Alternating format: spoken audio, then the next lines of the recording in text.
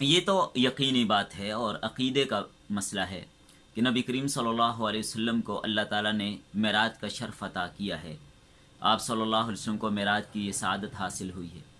लेकिन ये कि ये मेराज का सफ़र आपको कब पेश आया, इस बारे में कोई तहकीकी कौल मौजूद नहीं है, कोई यकीनी बात मौजूद नहीं है कि जिसको लेकर हम कतई तौर पर यह बात कह सकें कि आप सल्लल्लाहु अलैहि वसल्लम को मेराज इस तारीख़ या इस महीने या इस साल में हुई है। इसमें कई अक़वाल हैं। अब देखें, दिनों में भी अक़वाल हैं। अब मिसाल के तौर पर जुमे का दिन था, हफ्ते का दिन था, पीर का दिन था, ये अक़वाल मिलते हैं। और इसी तरह महीना कौन सा था, इसमें भी कई अक़वाल हैं। तारीख़ कौन सी थी, इसमें भी कई अक़वाल हैं। तारीख़ में अब बाद ने ये लिखा है कि 12 रबीउल अव्वल, और बाद ने लिखा है कि 27 रबीउल अव्वल, और बाद के नज़दीक 17 रबीउल अव्वल, और बाद के नज़दीक 17 रबीउल सानी, और कहीं पर आपको मिलेगा जी 27 रबीउल सानी, 27 रजब, इसी तरह 17 रमज़ान, 27 रमज़ान, 27 शवाल। तो ये कई अक़वाल हैं तारीख़ में भी। और फिर महीने में मुहर्रम का महीना, रबीउल अव्वल का महीना, रबीउल सानी का महीना, रजब का महीना, रमज़ान का महीना, शवाल का महीना, ज़िकादा का महीना और ज़िलहिज्जा का महीना। यानी तकरीबन 8 अक़वाल महीने में हैं कि किस महीने में आप सल्लल्लाहु अलैहि वसल्लम को मेराज की ये सआदत मिली है। और इस तरह साल के एतबार से 18 अक़वाल हैं। तो ये सारी बातें अगर जमा की जाए तो तकरीबन 36 अक़वाल बनते हैं। तो अब कतई तौर पर यह कहना है कि 27 रजब शब मेराज है, ये गलत है।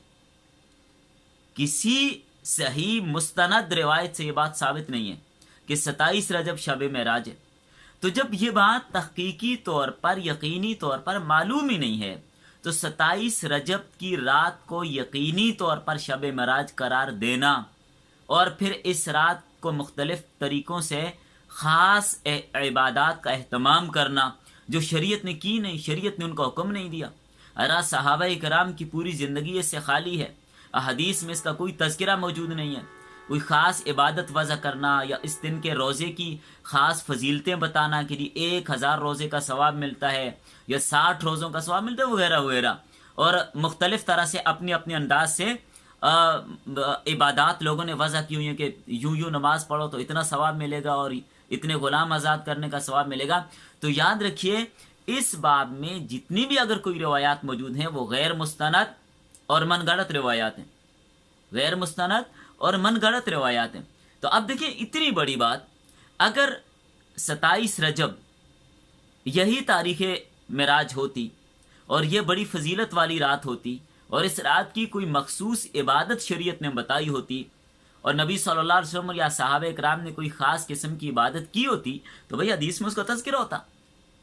अब इतने अक़वाल क्यों आए, इतने इख्तिलाफ क्यों हुआ? तो इससे ये बात मालूम हो गई कि हज़रात सहाबा इकराम के यहाँ ऐसा कोई एहतमाम ही नहीं था।